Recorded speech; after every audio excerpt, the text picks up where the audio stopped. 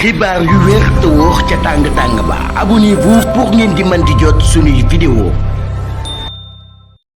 dal leen ak jàmm seen chaîne bi di Buzz 221 HD kii di Ahmed Ndoye di akub chroniqueur bu kenn dootu présenté ci réew mi di Sénégal ginnaaw démb bu amee ay journalistes yu fësal que ne dañ ko daal di convoqué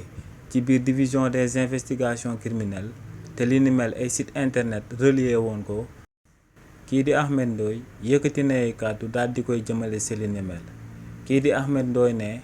lu leer ba am moom mooy que ne du moom du ay avocat ñoom ñoo jot aku plainte bu daal di bàyyeekoo ci benn nit bu daal di ñëw ci ñoom ne lu leer ba am moom mooy que ne journaliste yi nga xam ne ñoom ñoo fësal que ne dañ ko daal di convoqué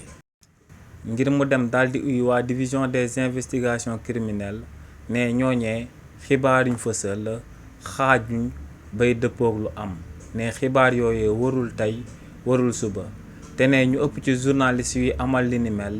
ne ay journalistes yi nga xam ne dañoo daal di féete ci parti bi di Pastef ne ñooñee ñoom ñoo daal di tas xibaar yooyee. ne nag ci biir semaine bi ñu nekk ginnaaw ba fa premier ministre bii di Ousmane Sonko demee woon biir assemblée nationale daa fësaloon que ne léegi dina tàmbalee di amal politique tolérance zéro jëmale ko ci ñuy fësal ay xibaar yu warul jëmale ko ci jëmmam